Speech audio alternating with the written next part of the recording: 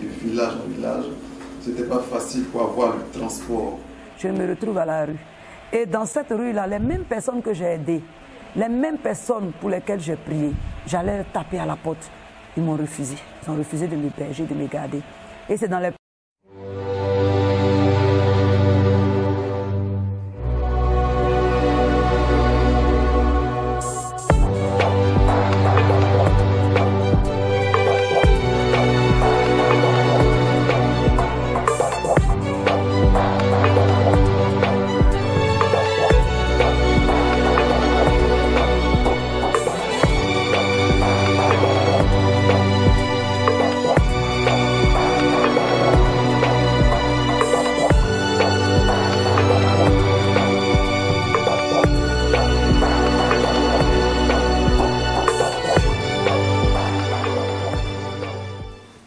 Shalom, shalom, shalom, Dieu vous bénisse. Ce matin, nous sommes avec une autorité qui a un impact assez important dans le milieu évangélique ici en Côte d'Ivoire et au-delà même, parce qu'il déploie cette énergie au travers plusieurs pays africains. C'est le pasteur Adji Raymond. Il a vraiment un CV qui est très étoffé. Et il est le président national de la Vision internationale des ministères chrétiens, qu'on dénomme aussi la VMC. Il est aussi représentant du Global Leadership Summit, qui est GLS. GLS est celle-là même qui est la plus répandue que tout le monde connaît. L'homme de Dieu a une histoire. Il a aussi un testimony qui nous intéresse. Et nous sommes avec lui ce matin pour qu'ensemble nous puissions égrener quelques moments forts de sa vie, des moments difficiles, des moments poignants où véritablement l'homme de Dieu s'est retrouvé en train de faire l'impensable. Nous vous invitons à écouter attentivement ce témoignage. Et je sais que ça fera du bien à plein de personnes. Que Dieu vous bénisse et puis merci au pasteur Adji de nous recevoir. Soyez bénis encore. Eh bien, bonjour bien-aimés, vous tous qui nous écoutez ce matin. Shalom à vous, responsables de Gestemani. Je suis pasteur Adji, fondateur de l'église La Mévic, entendre Mission évangélique internationale du Christ. Je suis formateur de leaders et donc la grande structure mondiale qu'on appelle la VMC, la Vision internationale des ministères chrétiens, j'en suis le président national. Cette grande structure est une structure de formation des leaders et en son sein se trouvent plusieurs grands mouvements. Un, c'est GLS, Global Leadership Summit, de Bill Hybels, et un autre, c'est équipe de John Colin Maxwell. Eh bien, nous avons également le TEN, Think Every Nation, de Dr. Bruce Wilkinson, et Walk Through the Bible, de Philip Twillt. Tous ces grands mouvements émergent donc, n'est-ce pas, dans le cadre de la formation des leaders. Voilà pourquoi, vraiment, par la grâce de Dieu, aujourd'hui, nous parcourons toutes les villes de la Côte d'Ivoire. Nous parcourons des nations africaines, européennes et même américaines pour continuer de diffuser davantage, n'est-ce pas, le leadership de haut niveau. Eh bien, chers frères et sœurs, en dehors de tout ça, ici à Koumassi, où nous avons l'honneur de nous exprimer dans le cadre de l'Église, je suis conseiller municipal, officier d'état civil. Eh bien, là encore, nous célébrons les mariages à la mairie, et nous voulons les célébrer aussi à l'église en ma qualité de pasteur. C'est beaucoup de chapeaux, mais une seule tête, et nous croyons que Dieu nous donne davantage la force pour œuvrer. Mais comment sommes-nous arrivés là? Comment sommes-nous arrivés là? Dans la vie de tout grand leader, il y a ce qu'on appelle les détours. On ne peut pas aller de façon fulgurante pour dire on atteint un sommet. Oui, Joseph a connu des détours. Et ça, ce sont des réalités que tout un chacun ne doit pas ignorer. Voilà pourquoi j'aime ce plateau de Gethsémani qui nous donne l'occasion de, un temps soit peu, parler un peu des détours, des difficultés que nous avons eues dans la vie. Vous savez, à un moment donné de notre histoire, après notre parcours scolaire, j'étais très lancé dans des affaires. Très lancé dans les affaires. Et donc, ma foi, vraiment, je pourrais dire qu'en son temps, on comptait des millions. Mais il est arrivé un moment où le Seigneur a dit, laisse sur moi. J'ai lutté avec lui, je lui ai dit, le vieux, moi, je ne peux pas laisser mes activités qui me donnent de l'argent. Et puis, bon, aller dire, oui, Jésus vous aime, donnez votre vie à Dieu, vivre par la foi, je ne pourrais pas. Eh bien, comme ce monsieur-là, qu'on appelle Dieu, ce grand Seigneur, il a toujours raison, il a eu raison de moi. Et j'ai finalement répondu à l'appel. J'ai abandonné mes activités. J'ai même mis des gens pour continuer comment j'allais apporter la supervision, tout en me consacrant à l'œuvre de Dieu. C'est alors qu'avant même d'exercer le ministère, j'ai été fait 40 jours de jeûne. Écoutez-moi très bien. Pendant que j'étais dans mon 35e jour de jeûne, mon épouse vient me donner une information pour dire, papa, écoute, le magasin qui nous rapportait de l'argent et que tu as mis quelqu'un dedans, les voleurs sont venus tout dévaliser, ils ont tout pris, même pas une aiguille. J'étais entre 35 et 40. Faut-il abandonner le jeûne? Faut-il, qu'est-ce que je dois faire? Mais j'ai continué le jeûne. Et même en ce programme de jeûne, j'étais allé avec un ami qui lui aussi était allé jeûner pour 21 jours. À un moment donné, il dit, frère, c'est pas lui qui a tué Jésus, lui, il a continué son chemin. Moi, le Seigneur m'a fortifié jusqu'à ce que je finisse les 40 jours. Je suis arrivé à la maison, j'étais comme un Sidien, il fallait donc une rééducation. Eh bien, pendant que j'ai fini juste une semaine de récupérer, 2 semaines de récupération, voici les voleurs qui arrivent chez moi encore avec des canonciers sur la tête, braquant mon épouse, moi-même, toute ma maison. Et le minimum qu'on avait, ils ont tout pris. Si comme Dieu pouvait me dire qu'on n'a qu'à le regarder lui seul, mais de ne pas mettre notre confiance à autre chose. Je vous assure, chers frères et sœurs, en ce moment précis, je venais de comprendre que l'école de Jésus-Christ est une autre réalité. Et cet homme, ce grand Dieu, il nous a formés. On a tout perdu, l'entreprise, le minimum d'argent qu'on avait pour vivre. Et ce sont des situations qui étaient douloureuses. Est-ce qu'il faut abandonner l'église? Tu viens de commencer l'église, tu viens de répondre à l'appel de Dieu. Quelle offrande on fait, quelle dîme on fait, comment on vous soutient? Mais nous vivions là par la foi. Alors, à un moment donné de notre histoire, après tous ces braquages et tout, nous étions donc obligés pour survivre à mener des enfants au marché, ramasser des têtes de poissons, etc., pour que, bon, on puisse trouver un peu quelque chose à mettre sur la dent. C'était des moments très difficiles. Et même nous n'avions pas l'argent pour payer même nos factures d'eau. Donc on nous a coupé de l'eau et dans la cour nous étions obligés de puiser de l'eau très sale et mettre un tissu blanc sur un seau et puis essayer de voir comment on pouvait filtrer cette eau et puis les boire. Nous avons connu des moments difficiles, nos enfants ont été renvoyés de l'école et tout ça, c'était des moments très pénibles. Mais nous avons tenu bon parce que, bon, c'est lui seul qui fortifie. Il a continué de nous fortifier jusqu'à ce que l'Église prenne un temps soit peu de l'envol. Et puis, encore là, c'est encore une autre histoire. Nous étions en plein culte où nous étions là. Et puis, bon, le monsieur vient, il dit, bon, écoutez, libérez mon lieu de culte, libérez ma salle, libérez, j'ai besoin de mon magasin pour faire mes choses. Qu'est-ce qu'on doit faire? Le minimum de fidèles qu'on a, qui nous apportent les petits soutiens, ils vont être dispersés. Qu'est-ce qu'il faut faire? Mais le monsieur, il a tempêté jusqu'à ce que les brebis soient dispersées. Eh bien, je vous dis qu'on pourrait même appeler ça l'enfer. Mais bon, Dieu est toujours avec nous. On a continué le travail jusqu'à ce qu'on trouve un coin et on a fait l'œuvre de Dieu avec toute notre détermination.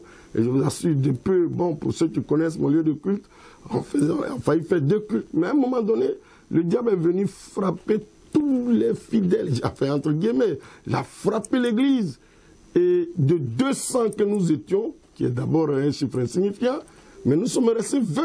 Tout le monde est parti, parce que ceux qui soutenaient l'église, ils se croyaient déjà trop arrivés, il fallait qu'ils mettent quelqu'un qu'ils veulent à la tête de l'église, etc., etc. Et ils ont vidé l'église, ils sont allés se créer une autre église, et nous sommes restés avec un minimum de 20 fidèles. Avec cela encore, il fallait redémarrer sa vie. Clopin, clopin, clopin, clopin, dans des difficultés, dans des jeûnes et prières, ne point fini, jusqu'à ce que Dieu mette à mon cœur de mettre une école pastorale en place. Eh bien, nous l'avons mis, on a sélectionné des gens, on a commencé à les former, et c'est alors que John Maxwell va jeter son dévolu sur ma personne pour que je puisse le représenter en Côte d'Ivoire. Mais ça encore, ils m'ont testé pendant 4 ans. Le premier programme de Maxwell à Abidjan, à la librairie Life, nous étions 16 personnes. Et les Américains qui sont venus former les gens ont trouvé dans la salle 16 personnes. Malgré les médias, je vais parler des SMS, je vais parler de la télé, je vais parler des flyers. Mais attends, John Maxwell, c'est le numéro 1 mondial en formation en leadership. Pourquoi il envoie ses émissaires, ses études doivent être faites et que ces 16 personnes, à qui est-il capable? Je vous assure, j'ai accompagné ces Américains à l'aéroport avec beaucoup de larmes aux yeux. Les gens ne pouvaient même pas regarder mon visage parce que c'était une déception. Ils sont partis, j'interroge le Seigneur, pourquoi est-ce que ça a été ainsi? Dieu dit non, tu n'as pas échoué. Mais les gens n'ont pas la connaissance de John Maxwell et les facilitateurs aussi ne sont pas connus. Il faut présenter ton produit aux gens. Mais j'ai dit, mais Seigneur, comment je vais le faire? Il faut présenter ton produit aux gens, les Américains, pour qu'ils viennent, il faut payer le billet d'avion, il faut les loger, il faut les déplacer, il y a beaucoup d'autres choses. Il dit, mais il faut trouver un sponsor. Eh bien, je vais voir quelqu'un, il me donne 1,2 million. Et je permets à 200 pasteurs de participer gratuitement à ce programme. Eh bien, quand les Américains sont venus, qu'ils ont trouvé 200 pasteurs, c'est avec beaucoup de joie. Et alors que la confiance a commencé à renaître. Le deuxième module, parce qu'il y en avait 6 à son temps, le deuxième module, j'ai dit, bon les amis, vous avez vu que l'enseignement est bon, donc nous devons continuer, vous devez payer donc ce qu'il vous faut pour continuer le travail. Je vous assure, à 2 semaines de l'événement, on est 40 qui ont fait des préinscriptions. Mais attends, faut-il faire venir encore les Américains pour trouver 40 pendant qu'hier ils ont vu 200? Dieu dit, il faut trouver sponsor. Je vais trouver un autre qui me donne 800 000. Je mets à la disposition des pasteurs. Je vous assure, ça a failli me coûter mon foyer. Parce que tu n'as rien à manger. Tu vas voir des gens qui te font confiance. Certains te donnent 1 million, te donnent 800 000. Et tu mets tout ça à la disposition des pasteurs. Au finish, tu ne gagnes rien parce que tu n'as plus rien. Vous retournez à la maison et vous avez toujours les dénicassis à manger, entre guillemets. Mais je peux dire à mon épouse, courage. Ce sont des semences. Un jour, ça va payer. Et cette manière de faire, de permettre aux pasteurs ou alors aux leaders de participer gratuitement, ça m'a pris 4 ans de souffrance. 4 ans en train d'investir dans la vie des gens, sans rien gagner en retour. Sans, je pèse mes mots, prendre millions, donner aux gens, et en retour, tu ne gagnes rien. 4 ans. Vraiment, nous avons été remplis d'émotions en écoutant le pasteur Agir. Et une question nous vient à l'esprit. 4 ans durant, il reçoit 1 800 000. Il n'investit pas ça. Il ne pourvoit pas aux besoins de sa famille et il investit sur d'autres hommes de Dieu. Et la question qui nous revient, c'est de savoir quelle a été véritablement la réaction de sa femme et de ses enfants qui voient tout ce million-là passer comme ça sous le nez et avoir une autre direction. Il a dit tantôt que son foyer a failli avoir des désagréments. Il va nous donner quelques détails dessus. Suivons-le et puis soyez encore très attentionné par rapport à ce témoignage du pasteur. Eh bien, je le disais tantôt, pendant près de 4 ans, j'ai effectivement investi dans la vie de plusieurs leaders en Côte d'Ivoire. Et pendant ce temps, nous n'avions pas les moyens pour vivre normalement. Et tu vas voir quelqu'un qui te donne 1,2 million et tu viens investir dans la vie des gens. Et en retour, le soir, tu retournes, tu n'as rien dans la poche, dans la main. Pendant ce temps, tes enfants sont renvoyés dans les écoles. La réaction de la famille ne pouvait qu'être douloureuse. Eh bien, j'ai vu la joie disparaître dans mon foyer. Parce que toute femme aimerait bien être heureuse, être à l'aise, être soutenue. La joie a disparu. Dans le foyer, c'était beaucoup de colère, de palabres. Mais j'ai réussi à m'asseoir avec mon épouse pour lui dire, chérie, tu as raison.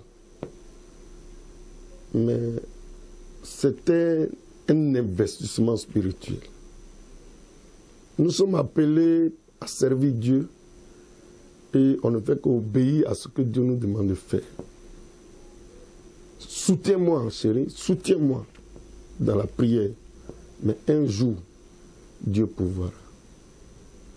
J'ai appelé mes enfants pour leur faire comprendre que je ne suis pas en train de vous faire mal. Mais quand nous sèmons dans le royaume, on sème pour le royaume, on récolte toujours les bonnes choses. Je ne sais pas comment ça va se passer, mais je crois fermement à cette vision. Je ne peux pas aussi, je disais à mon épouse, je ne peux pas rater cette opportunité de représenter John Maxwell en Côte d'Ivoire. Je ne veux vraiment pas rater. Quel prix il faut payer pour ça? J'ai besoin de ton soutien. Mon épouse m'a compris. Mes enfants m'ont compris. Mais la réalité est que c'était toujours difficile. Donc, tant bien que nous faisons ceci, nous étions obligés finalement de me battre pour les mettre un temps soit peu à l'abri, même si ce n'était pas avec une grande satisfaction. Donc là aussi, je ne pouvais pas non plus abandonner complètement ma famille au détriment de ce que nous faisions. Mais on s'aime, même ce qu'on amène à la maison en retour, qui n'est pas trop ça, mais la famille finit par comprendre. Donc, mon épouse est une grande servante de Dieu. Et elle a vraiment compris, elle a été secouée, mes enfants ont été secoués. Mais quand tu t'assois toujours avec ta femme et que vous vous entendez sur un fait, les choses ne font que marcher. Et donc, ma foi, elle a commencé, elle aussi, à gêner pour moi, à prier d'un commun accord avec les enfants. Et par la grâce de Dieu, 4 ans après, John Maxwell m'a appelé de par le canal ses représentants pour que je puisse me retrouver à Atlanta pour mon premier voyage aux États-Unis. Et les 4 ans de souffrance-là, dès l'instant où mon épouse a vu un billet d'avion dans ma main, tout frais payé, c'est comme si on n'avait plus jamais souffert. Vous voyez, on a sémé, on a cru, et Dieu a répondu à nos prières. Et depuis ce temps, votre frère que je suis, je ne peux même plus faire 3 mois au pays sans aller hors du pays dans les avions. Donc, c'est pour dire quoi? Qu'effectivement, il n'y a pas de réussite dans la vie d'un leader chrétien sans souffrance. Chaque grand leader a une histoire. Chaque grand leader a une histoire. Voilà pourquoi j'apprécie votre programme de Gethsémani et que, pour ma part, ces témoignages de souffrance édifient plus d'un. Édifie plus d'un parce que la nouvelle génération aujourd'hui dit quoi? Les temps n'ont jamais été mauvais que maintenant. Maintenant, les temps sont trop durs. C'est un chaos. On entend par-ci, par-là, l'Internet nous informe de tout ce qui est désagréable dans le monde. Il n'y a plus d'espoir pour nous. Pour eux, ils se disent, Dieu même ne peut plus rien faire. Non. Je dis à cette jeunesse, Dieu peut encore faire, et même des grandes choses pour chacun de nous. Ce que Dieu nous demande, c'est de lui faire entièrement confiance. Dès lors que tu es, que je suis, nous ne pouvons pas briller si nous ne passons pas par le feu. aurait cru que moi, je tire mon tiroir, c'est 1 million qui est dedans. Je suis prêt à acheter ma voiture. Dieu dit, laisse sur moi. Je laisse tous les millions. Et il me fait traverser des moments difficiles. Ah non, je ne peux pas m'imaginer. Mais ceux qui ne savent pas l'histoire de quelqu'un pourraient raconter ce qu'ils veulent. Mais en tout cas, quant à moi, j'ai entendu parler de Dieu, je l'ai vu et je sais comment il réagit. Dieu agit toujours au bon moment. Dieu n'est jamais en retard dans la vie de quelqu'un. Il suffit de te donner entièrement, entièrement. Donc, nous bénissons le Seigneur. C'est ce qu'on appelle l'école de Jésus-Christ. Voilà, il faut que nous apprenions que l'école de Jésus-Christ existe et il nous fait traverser des moments difficiles juste pour nous former, pour former notre caractère, parce qu'il nous réserve de grandes choses. Quand Dieu sait qu'il t'appelle à de grandes choses, la manière de te former, vraiment c'est difficile, c'est pénible, mais il faut que nous acceptions ces choses et qu'on lui rende gloire en tout temps. Disons merci à Dieu en tout temps pour tout ce qu'il fait. Eh bien, c'est juste ce petit témoignage que je voulais rendre. Si ça peut aider les uns les autres, je rends gloire à Dieu. Voilà, parce que l'histoire de l'homme, c'est ça. Que Dieu vous bénisse.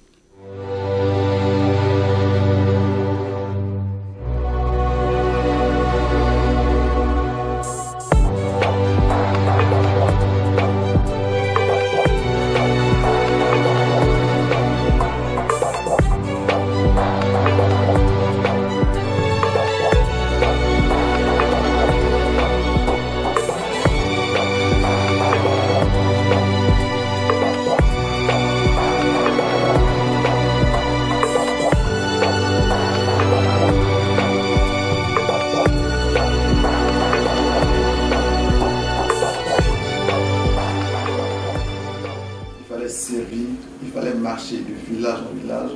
Ce n'était pas facile pour avoir le transport. Je me retrouve à la rue.